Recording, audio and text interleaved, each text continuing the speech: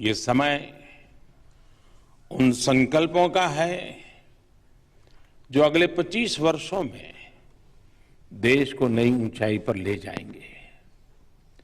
देश की इस अमृत यात्रा में ईज ऑफ डूइंग बिजनेस और ईज ऑफ लिविंग की तरफ ईज ऑफ जस्टिस भी उतना ही जरूरी है। नेशनल लीगल सर्विस अथॉरिटी और सभी डिस्ट्रिक्ट लीगल सर्विसेज अथॉरिटीज इसमें बहुत बड़ी भूमिका निभा सकते हैं। इस आयोजन के लिए विशेष करके ललित जी को और आप सबको बहुत बहुत बधाई भी देता हूं, बहुत बहुत शुभकामनाएं देता हूं। हमारे यहां न्याय की संकल्पना में कहा गया है, अंगेन घात्रम नयने वक्त्रम न्यायेन राज्यम लवणेन भोज्यम। अर्थात जैसे विभिन्न अंगों से शरीर की, आंखों से चेहरे की और नमक से खाने की सार्थकता पूरी होती है, वैसे ही देश के लिए न्याय भी उतना ही महत्वपूर्ण है। आप सब यहां संविधान के एक्सपर्ट्स और जानकार हैं। हमारे संविधान का आर्टिकल 39A जो कि directive principle of state policy के अंतर्गत आता है, उसने लीगल एड को बहुत प्राथमिकता दी है। इसका महत्व हम देश में लोगों के भरोसे से देख सकते हैं। हमारे यहां सामान्य से सामान्य मानवी को ये विश्वास होता है कि अगर कोई नहीं सुनेगा तो अदालत के दरवाजे खुले हैं।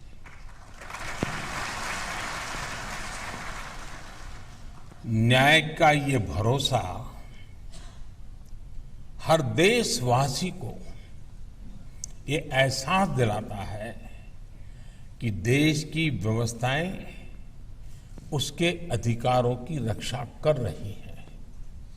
इसी सोच के साथ देश ने नेशनल लीगल सर्विसेज अथॉरिटी इसकी स्थापना भी की, ताकि कमजोर से कमजोर व्यक्ति को भी न्याय का अधिकार मिल सके।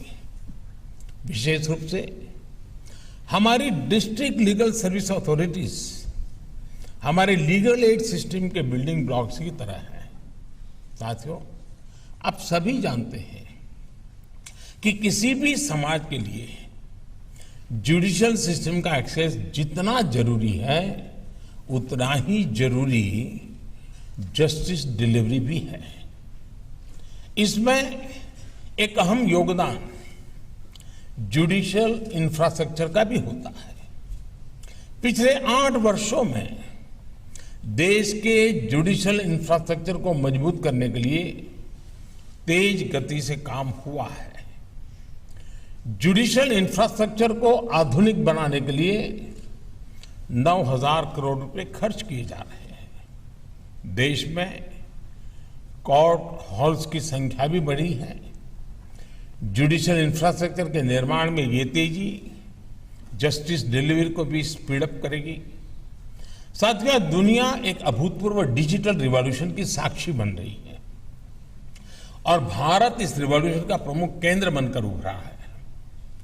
कुछ साल पहले देश जब भीम यूपीआई और डिजिटल पेमेंट्स की शुरुआत कर रहा था, तो कुछ लोगों को लगता था कि ये छोटे से क्षेत्र तक सीमित रहेगा। लेकिन आज हम गांव-गांव में डिजिटल पेमेंट होते देख रहे हैं। आज पूरी दुनिया में जितने रियल टाइम डिजिटल पेमेंट्स हो रहे हैं, उसमें दुनिया में, उसमें 40% अकेले भारत में हो रहे हैं। रेहड़ी पटरी और ठेले वाले लोगों से लेकर गांव गरीब तक डिजिटल पेमेंट अब हर व्यक्ति के लिए सहज दिनचर्या का हिस्सा बन रहा है। जब देश में इनोवेशन और एडेप्टेशन की इतनी स्वाभाविक क्षमता हो, तो जस्टिस डिलीवरी में टेक्नोलॉजी के इस्तेमाल के लिए इससे बेहतर समय नहीं हो सकता है। मुझे खुशी है कि सुप्रीम कोर्ट के निर्देशन में देश की न्याय व्यवस्था इस दिशा में तेजी से आगे बढ़ रही है। ई कोर्ट मिशन के तहत देश में वर्चुअल कोर्ट शुरू की जा रही है। ट्रैफिक वायोलेशन जैसे अपराधों के लिए 24 घंटे चलने वाली कोर्ट से काम करना शुरू कर दिया है। लोगों की सुविधा के लिए कोर्ट्स में वीडियो कॉन्फ्रेंसिंग इंफ्रास्ट्रक्चर का विस्तार भी किया जा रहा है। मुझे बताया गया है कि देश में डिस्ट्रिक्ट कोर्ट्स में अब तक 1 करोड़ से ज्यादा केसेस की सुनवाई वीडियो कॉन्फ्रेंसिंग के जरिए हो चुकी है। करीब करीब 60 लाख केस हाई कोर्ट्स और सुप्रीम कोर्ट में भी सुने गए हैं। कोरोना के समय हमने जिस विकल्प के तौर पर एडप्ट किया, वो अब व्यवस्था का हिस्सा बन रहा है। ये इस बात का प्रमाण है कि हमारी न्याय व्यवस्था न्याय के प्राचीन भारतीय मूल्यों के लिए भी प्रतिबद्ध है और 21वीं सदी की रियलिटीज के साथ मैच करने के लिए भी तैयार है। इसका श्रेय आप सभी महानुभावों को जाता है। मैं आप सभी के इस प्रयासों की सराहना करता हूं। साथियों, सामान्य मानवीय तक जस्टिस डिलीवरी के लिए नेशनल लीगल सर्विस अथॉरिटी और सभी डिस्ट्रिक्ट लीगल सर्विस अथॉरिटीज को भी टेक्नोलॉजी की इस ताकत का अधिक से अधिक इस्तेमाल करना होगा।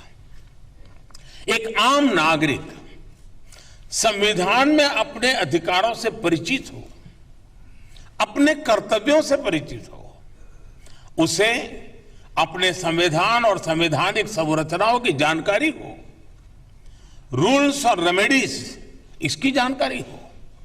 इसमें भी टेक्नोलॉजी एक बड़ी भूमिका निभा सकती है। पिछले साल आदरणीय राष्ट्रपति जी ने लीगल लिटरेसी और अवेयरनेस के लिए पान इंडिया आउटरीच कैंपेन लॉन्च किया था। इसमें डिस्ट्रिक्ट लीगल सर्विस अथॉरिटीज ने बहुत बड़ी भूमिका निभाई थी। इसके पहले 2017 में pro bono legal service programme भी लॉन्च किया गया था। इसमें मोबाइल और वेब एप्स के जरिए लीगल सर्विसेज को आम लोगों के लिए एक्सपांड किया गया था। इस तरह के प्रयासों में अब ये अथॉरिटीज एक कदम और आगे बढ़कर नेक्स्ट जेन टेक्नोलॉजीज का इस्तेमाल करेगी तो जनता का और हित होगा। साथियों, आजादी के 75 साल का ये समय हमारे लिए कर्तव्य काल का समय है। हमें ऐसे सभी क्षेत्रों पर काम करना होगा जो अभी तक उपेक्षित रहे हैं। देश में अंडर ट्रायल कैदियों से जुड़े मानवीय विषय पर सुप्रीम कोर्ट द्वारा पहले भी कई बार संवेदनशीलता दिखाई गई है। ऐसे कितने ही कैदी हैं जो कानूनी सहायता के इंतजार में वर्षों से जेलों में बंद है।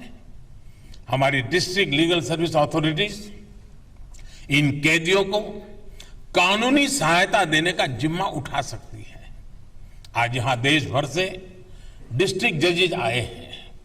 मेरा उनसे आग्रह है कि district level under trial review committee के चेयरमैन होने के नाते अंडर ट्रायल कैदियों की रिहाई में तेजी लाएं। वैसे मुझे बताया गया है कि नालसा ने इस दिशा में कैंपेन भी शुरू कर दिया है। मैं इसके लिए आपको बधाई देता हूं, आप सबको बधाई देता हूं और अपेक्षा करता हूं कि आप लीगल एड के जरिए इस अभियान को सफल बनाएंगे। मैं बार काउंसिल से भी आग्रह करूंगा कि इस अभियान से ज्यादा लॉयर्स को जुड़ने के लिए प्रेरित करें। साथियों, मुझे आशा है हम सभी के प्रयास इस अमृतकाल में देश के संकल्पों को नई दिशा देंगे। इसी विश्वास के साथ मुझे आपके बीच आने का अवसर मिला, इसके लिए भी मैं आप सबका धन्यवाद करता हूं और मुझे विश्वास है कि 2 दिन का ये आपका मंथन